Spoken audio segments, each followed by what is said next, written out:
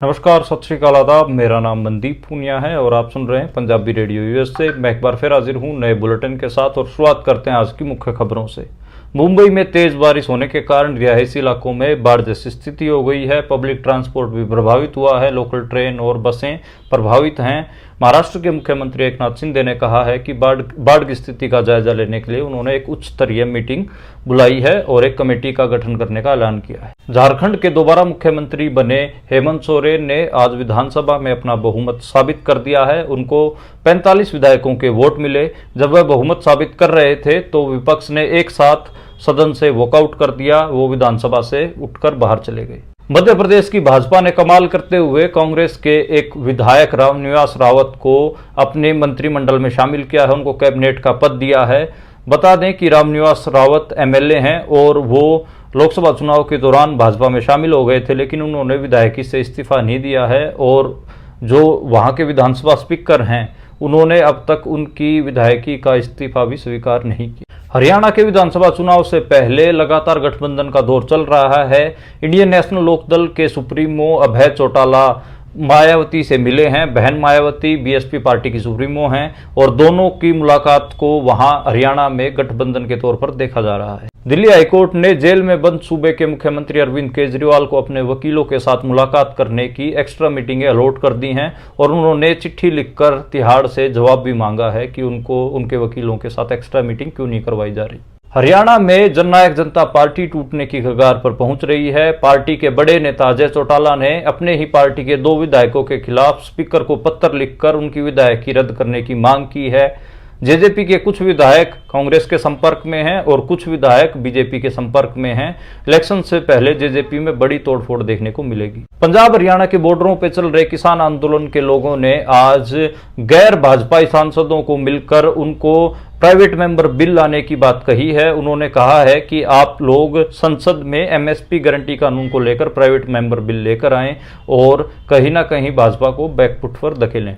हिमाचल और पंजाब के टैक्सी ड्राइवरों का विवाद गहराता जा रहा है। आज पंजाब के टैक्सी ड्राइवरों ने चंडीगढ़ में एक बड़ा आंदोलन किया। उन्होंने सेक्टर 25 के रामलीला ग्राउंड में आज धरना प्रदर्शन करते हुए अपनी सुरक्षा और बढ़ते टैक्स की मांग उठाई। प्रधानमंत्री नरेंद्र मोदी आज 3 दिन की रूस और ऑस्ट्रिया की विदेश यात्रा पर रवाना हो गए हैं। वहीं नेता प्रतिपक्ष राहुल गांधी मणिपुर और असम में बाढ़ पीड़ितों से मिलेंगे। फ्रांस के चुनाव के नतीजे आने के बाद वहां पैदा हुई राजनीतिक अस्थिरता को लेकर वहां के राष्ट्रपति इमैनुअल मैक्रों ने एटल को प्रधानमंत्री पद पर बने रहने की बात कही है। वहां पर पहले नंबर पर न्यू पॉपुलर फ्रंट यानी कि जो लेफ्ट की पार्टी है वो रही है, दूसरे नंबर पर एटल की पार्टी रही है और तीसरे नंबर पर दक्षिणपंथी पार्टियां रही हैं। ये थी आज की मुख्य खबरें। अब करते हैं इन खबरों का विश्लेषण और शुरुआत करते हैं पहली खबर से, जो कि मुंबई से आई। मुंबई में बाढ़ जैसी स्थिति हो गई है। बहुत सारे रिहायशी इलाकों में पानी घुस गया है और गेटवे ऑफ इंडिया को भी बंद करने की घोषणा की गई है। जो पब्लिक ट्रांसपोर्ट है वो भी प्रभावित है। भारत में जब पहली बारिश आती है, मानसून एक हिसाब से जब एंटर कर रहा होता है, तभी से ही भारत के जो शहर हैं उनके विकासों का पर्दाफाश होना शुरू हो जाता है। सारे क्षेत्र लगभग जलमग्न दिखते हैं। बाढ़ जैसी स्थिति उत्पन्न हो जाती है। बहुत सारी गाड़ियां सड़कों के बीच डूबती हुई पानी में आपको दिखाई देती हैं। बहुत सारे विजुअल दुनिया भर में वायरल होते हैं कि भारत के शहरों में देखिए क्या हाल है। और इस बार जो शहर इस पूरी चर्चा का केंद्र बना हुआ है वो है मुंबई। इससे पहले दिल्ली भी इस चर्चा का केंद्र बना हुआ था। अब हम बात करें मुंबई की, तो मुंबई में कल तेज बारिश हुई थी। उसके बाद जो पब्लिक ट्रांसपोर्ट है, वहाँ की जो लोकल ट्रेन्स हैं, लोकल ट्रेन मुंबई की बहुत फेमस हैं और एक बड़ा पब्लिक ट्रांसपोर्ट का साधन है, उनको चलाने में भी दिक्कतें आ रही हैं। बहुत सारे रोड, बहुत सारे अंडर ब्रिज भी, जो अंडरपास होते हैं वो भी डूब गए हैं। उनके विजुअल भी लगातार वायरल हो रहे हैं और रिहायशी इलाकों में भी पानी घुस गया है।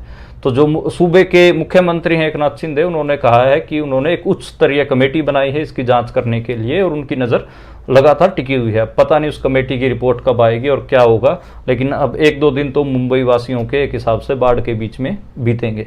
उससे अगर हम अगली खबर की बात करें तो वो झारखंड से आई। झारखंड में मैंने पहले भी बताया कि जो जनवरी में 31 जनवरी 2024 को, इसी साल यानी कि लगभग 6 महीने पहले हेमंत सोरेन को गिरफ्तार किया गया था ईडी द्वारा, तो वो जेल से बाहर आ गए हैं जमानत से। उनके ऊपर जो केस था वो कोई इतना बड़ा केस भी नहीं था, और उन्होंने दोबारा मुख्यमंत्री पद की शपथ ली थी। आज उन्होंने विधानसभा में अपना बहुमत साबित किया। 45 विधायकों ने वहां पर उनको वोट दी हैं, और जब वो उनको वोट दिया जा रहा था, जब वो अपना बहुमत साबित कर रहे थे, तो विपक्ष जो है यानी कि भाजपा बीजेपी के लोग वॉकआउट करके, यानी कि जो सदन है विधानसभा उससे बाहर निकल कर बाहर आ गए, और उन्होंने मुख्यमंत्री हेमंत सोरेन पर कई किस्म के आरोप भी लगाए कि ये आदमी, इसका मामला विचाराधीन है अदालत में, फिर भी मुख्यमंत्री पद की शपथ ले रहा है। लेकिन सच्चाई बात हम सबको पता है कि लोकसभा चुनाव से पहले एक हिसाब से हेमंत सोरेन को, जो प्रधानमंत्री नरेंद्र मोदी है, उन्होंने उनको जेल में डालकर कहीं ना कहीं झारखंड में अपना वर्चस्व कायम करने की कोशिश की थी। तो उसी कोशिश में अब उनकी कोशिश तो नाकाम हो गई है, और फाइनली जो हेमंत सोरेन है वो जेल से बाहर हैं, और आज वो बहुमत साबित कर दोबारा से झारखंड के मुख्यमंत्री बन गए। इससे अगर हम अगली खबर की बात करें तो मध्य प्रदेश में एक अजब गजब चीज देखने को मिली है। मध्य प्रदेश में क्या हुआ कि जो एक कांग्रेस के विधायक थे रामनिवास रावत, आज उनको बीजेपी ने अपने मंत्री पद की शपथ दिलवाई है। हालांकि जो उनकी मंत्री पद की शपथ थी वो बड़ी इंटरेस्टिंग रही। पहले उनको राज्य कैबिनेट मंत्री की शपथ दिलवा दी, राज्य मंत्री की, उसके बाद उनको कैबिनेट मंत्री की शपथ दिलवानी पड़ी। वो लगातार 6 बार के विधायक हैं कांग्रेस के, लेकिन लोकसभा चुनाव में उन्होंने बीजेपी का समर्थन किया था, और अब बीजेपी वाले ने उनको मंत्री पद का भी दे दिया है, जबकि उनकी ना तो विधायकी से इस्तीफा हुआ है, ना उनकी जो सदस्यता है वो खारिज की गई है, क्योंकि 1/3 का एक लॉ है इंडिया में। अगर विधायक पलटी मारना चाहते हैं, दूसरे पार्टी में जाना चाहते हैं, तो 1/3 उनका नंबर होना चाहिए, लेकिन 1/3 तो नंबर नहीं था। तो सिर्फ 2 ही विधायक गए थे, एक लेडीज थी और एक रामनिवास रावत थे। हालांकि रामनिवास रावत को तो कैबिनेट मंत्री बना दिया है। तो इसकी चर्चा आज इंडिया भर में होती रही कि कांग्रेस के एक विधायक को देखो बीजेपी वालों ने मंत्री बना दिया, जबकि उसकी विधायकी के ऊपर ही सवाल खड़े हो रहे थे। तो इलेक्शन इंडिया में अभी बहुत ट्रेंडिंग में है। हम पहले भी अपने बुलेटिन में हरियाणा के विधानसभा चुनाव के बारे में जिक्र कर चुके हैं, और हम सबको पता है कि जालंधर का भी चुनाव सर पे है, तो उसकी वोटिंग भी होनी है। लेकिन हरियाणा में एक नई चीज़ देखने को मिली है। हरियाणा के विधानसभा चुनाव से पहले इंडियन नेशनल लोकदल पार्टी के सुप्रीमो अभय चौटाला बहन मायावती से मिले हैं, बीएसपी की जो सुप्रीमो उनसे मिले हैं, और बीएसपी और आईएनएलडी का गठबंधन हरियाणा में देखने को मिल सकता है, इसके कयास लगाए जा रहे हैं। हालांकि दोनों की बातचीत का जो मिलने का जो एजेंडा था वो अभी तक क्लियर नहीं हो पाया है। दोनों ने पोस्ट लिखी हैं अपने अपने ट्विटर अकाउंट से, लेकिन अभी तक जो गठबंधन का अनाउंसमेंट नहीं हुआ, गठबंधन की अनाउंसमेंट नहीं हुआ। मेरे हिसाब से गठबंधन हो सकता है, क्योंकि एक हिसाब से जो आईएनएलडी है वो भी अपना वोट बैंक बचाना चाहती है और बीएसपी भी बचाना चाहती है। तो एक थर्ड फ्रंट जैसी बनने के आसार हरियाणा में दिख रहे हैं। इससे हम अगर अगली खबर की बात करें तो वो है हरियाणा में जेजेपी पार्टी को लेकर। जैसे इंडियन नेशनल, ये बेसिकली दोनों जेजेपी और आईएनएलडी चौटाला परिवार के दो एक हिसाब से दुकानें हैं। को अभय चौटाला संभाल रहे हैं, को अजय चौटाला संभाल रहे हैं। आज अजय चौटाला ने अपने जेजेपी के 2 विधायकों के खिलाफ एक हिसाब से ज्ञानचंद गुप्ता हैं जो स्पीकर विधानसभा के, उनके खिलाफ कार्रवाई करने की बात कही है, क्योंकि दोनों ने भाजपा का समर्थन कर दिया था। बेसिकली जो जेजेपी के जो विधायक हैं वो कुछ तो भाजपा में जाने की तैयारी कर रहे हैं, कुछ कांग्रेस में जाने की तैयारी कर रहे हैं। तो एक हिसाब से जेजेपी अगले कुछ दिन में वैली यानी कि खाली होने वाली है। उनके पास ना विधायक बचेंगे ना नेता बचेंगे। उनके एक बड़ी खेप जो सदस्यों की है वो टूटकर कांग्रेस और बीजेपी में समाहित होती जा रही है। लगातार ये प्रोसेस चल रही है। तो चौटाला परिवार के सामने अपना वर्चस्व बचाने की पूरी एक हिसाब से ये जो चुनाव है इसमें और भूमिका रहेगी, क्योंकि हम सबको पता है कि जो लोकदल है हरियाणा में 15 से 20% वोट परसेंट पे बैठा रहता है विधानसभा में। अब की बार उनके सामने चैलेंज है। अगर वो दोनों ही पार्टियां जेजेपी प्लस इनेलो अगर दोनों ही मिला के 10% से नीचे वोट परसेंट रहता है तो एक हिसाब से चौटाला परिवार का हरियाणा की राजनीति में डिक्लाइन माना जाएगा। तो चौटाला परिवार इस बार इस विधानसभा चुनाव में संकट में दिख रहा है और जेजेपी पार्टी तो खत्म होती दिख रही है। उससे अगर हम अगली खबर की बात करें तो वो किसान आंदोलन से आई। हम सबको पता है कि शंभू बॉर्डर और खनौरी बॉर्डर पर पिछले 13 फरवरी से किसानों का आंदोलन चल रहा है और उसको आज किसानों ने एक अलग किस्म का प्रयोग किया। उन्होंने जो गैर भाजपा सांसद हैं यानी कि जो नॉन बीजेपी एमपीज हैं उनसे वो मिले, उनको ज्ञापन दिया अमृतसर के जो सांसद हैं वहाँ से शुरू कर लीजिए, और हरियाणा और पश्चिमी उत्तर प्रदेश, इन सब सांसदों से उन्होंने मुलाकात की किसानों ने, और उसमें एक ज्ञापन दिया। उसमें लिखा है कि आप जो नॉन बीजेपी एमपीज हैं वो कम से कम प्राइवेट मेंबर बिल एमएसपी की गारंटी कानून के लिए अगले सत्र में लेके आइए। हरियाणा में जेपी से मिले वो जो हिसार से एमपी हैं कांग्रेस के, और अमृतसर में के जो सांसद हैं कांग्रेसी सांसद हैं उनसे मिला गया किसानों ने, उनको भी अपना जो प्रेजेंटेशन है वो दिया है। इसके अलावा जो किसान हैं हरियाणा में, वो नवदीप सिंह वाटर कैनन वाला जो लड़का है जो जेल में बंद है, उसकी रिहाई के लिए एक कैंपेन चला रहे हैं। 17 जुलाई को अंबाला जिला प्रशासन का जो एक हिसाब से जो बिल्डिंग है, सचिवालय है, उसको घेरा जाएगा। मिनी सेक्रेटरीट को घेरने का, जिला सचिवालय को घेरने का किसानों का उद्देश्य यही है कि जो गिरफ्तार किसान हैं उनकी रिहाई हो। हम सबको पता है कि 28 मार्च के बाद से ही नवदीप सिंह हो या फिर गुरकीरत सिंह हो, ये सब नौजवान गिरफ्तार हैं, और इनकी गिरफ्तारी की, इनकी रिहाई के लिए पहले भी एक बड़ा आंदोलन हो चुका है, लेकिन लोकसभा चुनाव चल रहे थे तो उस आंदोलन पर किसी ने ध्यान नहीं दिया। करीब 1 महीने तक दिल्ली अमृतसर रेलवे लाइन को किसानों ने रोक कर रखा था, लेकिन अब दोबारा से ये स्थिति बन रही है कि कहीं ना कहीं जो किसान हैं वो नवदीप सिंह की रिहाई की मांग तेज करेंगे, और जो किसानों का आंदोलन है वो लगातार चल रहा है। ये कयास लगाए जा रहे हैं कि ये आंदोलन अक्टूबर-नवंबर तक जारी रहेगा, क्योंकि उसके बाद हरियाणा विधानसभा के चुनाव होंगे, और हरियाणा विधानसभा में अगर कांग्रेस जीत जाती है तो ये किसान अपने धरना पॉइंट शिफ्ट करके दिल्ली बॉर्डरों पर ले जाएंगे और फिर सरकार को, मोदी सरकार को परेशान करेंगे। अब हम आगे बढ़ते हैं और अगली खबर की बात करते हैं। अगली खबर है जो पंजाब और हिमाचल के टैक्सी ड्राइवरों का जो विवाद है, कन्फ्लिक्ट है, वो सुलझने का नाम नहीं ले रहा। हम सबको पता है कि पंजाब के टैक्सी ड्राइवरों को हिमाचल में परेशान किया जा रहा है, और पंजाब में भी कई ऐसी घटनाएं देखने को मिली हैं। तो पंजाब के आज जो टैक्सी ड्राइवर थे उन्होंने चंडीगढ़ के जो सेक्टर 25 का रामलीला मैदान है वहाँ पर एक धरना प्रदर्शन किया और अपनी मांगों को रखा। उन्होंने कहा कि हिमाचल में हम सेफ फील नहीं कर रहे हैं और टैक्स भी हमारे से ज़्यादा लिया जा रहा है। ये डिमांड आज टैक्सी ड्राइवरों ने उठाई। अपनी सुरक्षा और टैक्स को लेकर उन्होंने आज चंडीगढ़ में बड़ा धरना दिया है। तो कहीं ना कहीं देखना होगा कि आगे ये विवाद किस तरफ जाता है। सरकार को ये विवाद सुलझाने की कोशिश करनी चाहिए। आपस में जो बेसिकली लड़ाई किसके साथ होती है? लड़ाई होती है स्टेट के साथ, मतलब जो सरकार होती है, सत्ता होती है उसके साथ, ना कि आपस में समुदायों के बीच में। सरकार कोशिश कर रही है कि आपस में समुदाय झगड़ें, जो दो अलग अलग कम्युनिटीज़ हैं वो आपस में झगड़ें ताकि हमारे ऊपर आँच ना आए। तो एक हिसाब से ये समझना होगा कि क्या पंजाब की लड़ाई हिमाचल के साथ है? मेरे हिसाब से नहीं है। पंजाब की लड़ाई हम सबको पता है कि सत्ता के साथ है। और सत्ता के साथ क्यों है? क्योंकि बहुत सारे मुद्दे पंजाब के पेंडिंग हैं। उसमें किसानों का भी मुद्दा है, इन टैक्सी ड्राइवरों का भी आप कह सकते हैं क्योंकि इनके ऊपर टैक्सीज बढ़ाए गए हैं। ऐसे ही अमृतपाल सिंह से लेकर और कई मुद्दे हैं जो एक सीधा टकराव सेंटर के साथ बनता है। तो अपना ध्यान डाइवर्ट करने की बजाय पंजाबियों को सरकार के साथ मत्था लगाना चाहिए और सरकार के साथ लड़ाई आगे अपनी बढ़ानी चाहिए।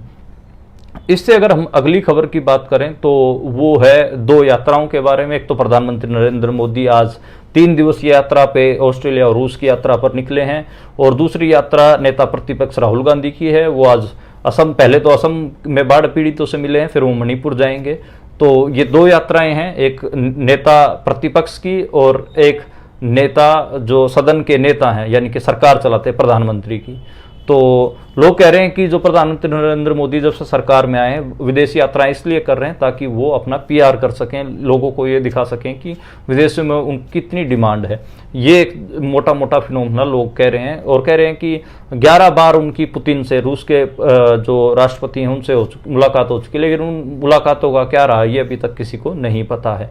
ऐसे ही जो राहुल गांधी हैं, राहुल गांधी कहीं ना कहीं जब से कांग्रेस ने अच्छा परफॉर्म किया है और अपोजिशन जो इंडिया ब्लॉक था उनकी 240 के आसपास सीटें आई हैं, तभी से हम देख रहे हैं कि राहुल गांधी एग्रेसिव पॉलिटिक्स कर रहे हैं। वो लगातार एक लीडर ऑफ अपोजिशन की भूमिका में चमकने की कोशिश कर रहे हैं। तो इसीलिए वो अपने इन दिनों में मणिपुर और असम रहेंगे। तो देखिए जो सदन का लीडर है वो बाहर होगा, देश के बाहर, और जो सदन अपोजिशन का लीडर है वो लोगों के बीच जहाँ जहाँ पे कन्फ्लिक्ट चल रहे हैं वहाँ वहाँ पहुँचेगा। तो ये एक अजीब सी चीज़ हम सबको देखने को मिलेगी। इससे हम अगर अगली खबर की बात करें तो वो फ्रांस के चुनाव के बारे में है। हम सबको पता है कि वहाँ पर जो लेफ्ट फ्रंट है उसने अच्छी खासी जीत हासिल की है, और वहाँ पर एक हिसाब से पॉलिटिकल अस्थिरता भी हो गई है। और जो राष्ट्रपति हैं कहीं ना कहीं इमैनुअल मैक्रों उन्होंने एटल का जो प्रधानमंत्री पद से वो इस्तीफा देना चाहते थे उसको स्वीकार नहीं किया है। जो एटल की पार्टी वो दूसरे नंबर पर रही है और तीसरे नंबर पर दक्षिणपंथी पार्टी रही है। इसके ऊपर एक मोटा मोटा मैं आपको जो चुनाव है फ्रांस का उसके ऊपर मैं आपको बता देता हूं कि अभी के लिए क्या क्या चल रहा है, क्या क्या हुआ है। तो एक चीज तो हम सबको क्लियर है कि जो पहले नंबर पर जो न्यू पॉपुलर फ्रंट है, जिसको लेफ्ट की पार्टी माना जाता है, उसको सबसे ज्यादा सीटें मिली हैं, ये सब हम सबको पता है। जबकि जो दूसरी पार्टी है नेशनल रैली पार्टी, दक्षिणपंथी माना जाता है, वो तीसरे नंबर पर पहुंच गई। पहले उसको ये माना जा रहा था कि दूसरे नंबर पर रहेगी, लेकिन वो तीसरे नंबर पर पहुंच गई है। जो मैक्रों की पार्टी है उसको मध्य मार्ग की पार्टी माना जाता है, मिडिल पाथ पार्टी, तो वो कहीं ना कहीं दूसरे नंबर पर है। एक बार तो लग रहा था कि वो तीसरे नंबर पर ना पहुंचे, लेकिन उन्होंने आखिरी के फेज में अपनी स्थिति संभालते हुए दूसरे नंबर पर जगह बना ली है।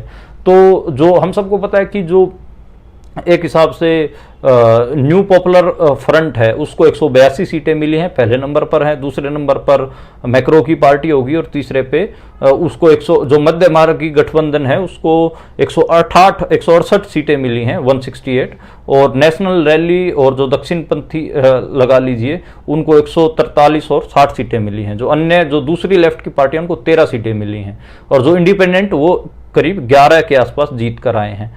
तो ये मोटा मोटा वहाँ का एक हिसाब से संगठन है। जो न्यू पॉपुलर फ्रंट के नेता हैं यानी कि जो लेफ्टिस्ट लीडर हैं वो हैं ज्यां-ल्यूक मेलेंसो। ज्यां-ल्यूक मेलेंसो का आपका वो बयान ध्यान होगा जिसमें उन्होंने कहा था कि अगर उनकी पार्टी जीत के आएगी तो फिलिस्तीन को एक अलग राज्य का, एक अलग देश का दर्जा देंगे। इससे पहले तो उनके गठबंधन की डिमांड रही है।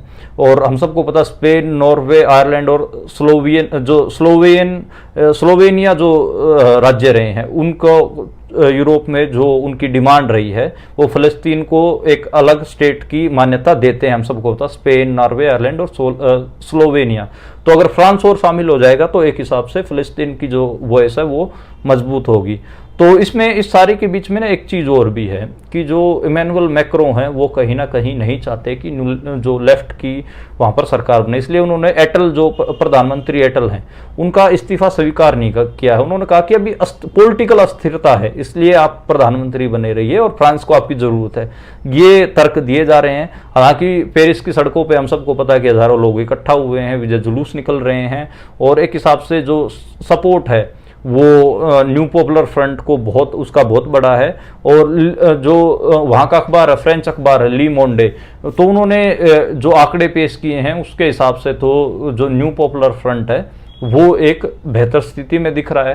तो कहीं ना कहीं देखना होगा कि जो ये इमैनुअल मैक्रो का जो ये मामला है एक हिसाब से जो उसने स्टैंड लिया है लेफ्टिस्ट पार्टी के खिलाफ वो कहाँ तक आगे जाएगा। मैं आज बहुत सारे एनालिस्ट्स को पढ़ रहा था तो उनका ये कहना था कि जो न्यू पॉपुलर फ्रंट है उसको इमैनुअल मैक्रों इसलिए पसंद नहीं करती क्योंकि उनके जो एजेंडे हैं, सुधारवादी एजेंडे हैं या फिर जो मिडिल पाथ वाले एजेंडे हैं उनको लेफ्टिस्ट आगे नहीं बढ़ाएंगे और लेफ्टिस्ट अलग किस्म की पॉलिटिक्स करेंगे। इसलिए वो नहीं चाहते कि लेफ्टिस्ट सरकार बना पाए। इसलिए वो एक हिसाब से जो वहाँ के प्रधानमंत्री हैं एटल उनको स्ट्रॉन्ग करने की कोशिश कर रहे हैं। और इसलिए उनका एक हिसाब से जो हम अगर बात करें कि उनका जो प्रधानमंत्री पद का इस्तीफा है वो नहीं मंजूर किया है, जबकि एटल ने अपना प्रधानमंत्री पद का इस्तीफा पेश कर दिया था। और उन्होंने कहा है कि इस पॉलिटिकल जो अनस्टेबिलिटी है फ्रांस में इससे एटल ही बाहर निकालेंगे। तो ये अजीब स्थिति है। तो इसको लेकर फ्रांस की जो राजनीति को जानने वाले लोग हैं उनको इस पे अपने व्यू पॉइंट भी रखने चाहिए। फ्रांस एक ऐसा देश है जो पंजाब की जो डिमांड्स रही हैं उनके साथ भी वास्ता रखता है। जो वहाँ का अखबार है ली मोंडे वो लगातार हम सबको पता है कि रिपोर्टिंग करता रहा है जो और फ्रांस 24 भी पंजाब के ऊपर लगातार रिपोर्टिंग करता रहा है। तो एक हिसाब से फ्रांस की जो पॉलिटिकल घटनाएं हैं, घटनाक्रम है, उसको पंजाब वासियों को देखना बहुत ज़रूरी है और उसके ऊपर हम भी कोशिश करेंगे कि एक मैच्योर विश्लेषण आप तक पहुंचे। तो ये आज की मुख्य खबरें थी और उनका विश्लेषण था। कल दोबारा मिलेंगे इसी किस्म की नई खबरों के साथ, नए विश्लेषण के साथ। आप देखते और सुनते रहिए पंजाबी रेडियो।